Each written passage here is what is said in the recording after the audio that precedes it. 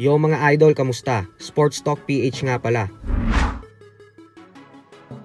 Ang pahayag ni Pagara, pag-usapan natin yan mga idol. Ngunit bago ang lahat ay huwag kakalimutang mag-subscribe at i-click ang notification bell button for more sports talk.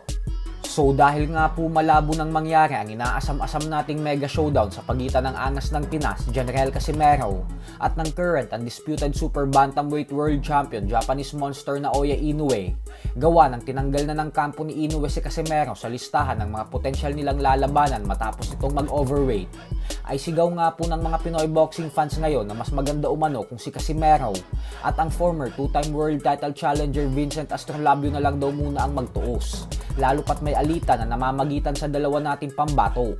Ito po ay dahil nagpatutsadahan ng maiinit na salita ang magkabilang kampo matapos matalo via first round knockout ni Astrolabio sa kamay ng current undefeated WBC Bantamweight World Champion Junto Nakatani nitong nakalipas na buwan ng Hulyo lamang.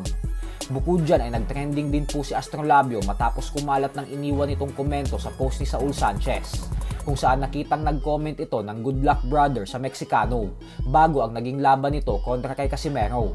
Kaya naman dahil sa mga rason na ito, kaya gusto ng mga fans makita na maglaban ang angas ng Pinas at ang asero ng Pinas. Lalo pat isang taon pang hindi pwedeng lumaban si Casimero sa bansang Japan nang dahil sa pagsuspende dito ng Japan Boxing Commission. Sa kabilang banda naman mga idol ay matapos nga pong matalo via 4th round stoppage kanina lamang ng ating pambato na si Prince Albert Pagara sa kamay ng current WBA interim super featherweight champion and Olympic gold medalist Albert Batir-Gazib, ay agad nga pong nagsalita si Pagara sa pamamagitan ng Facebook Live. At dito nga po ay sinabi ng ating pambato na exhibition fight lang naman umano ang naging laban nila, kaya hindi niya ipinakita ang totoong galaw niya.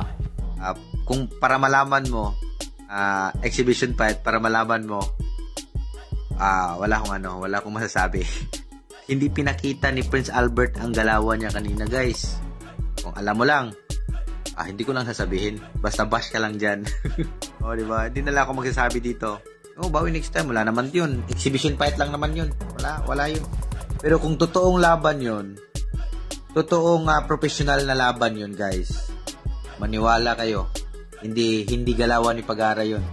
Dul, sa totoo lang, hindi galawan yun ni Prince Albert Pagara. Iba yung galawan ni Prince Albert Pagara, guys. Maniwala kayo. Geng. Wala yun. Ano lang yun? Exhibition fight. Exhibition fight. Hindi. Magaling yung kalaban natin. Olympic, gold medalist Olympic. Exhibition fight lang. Sikat yung boxer dito sa kanila. Sikat yun siya, yung kalaban ko, guys. Alam nyo na yan. Exhibition fight. Hindi ako lalaban talaga, guys, ng ilang araw na lang, at hindi ako lalaban sa wala akong kondisyon.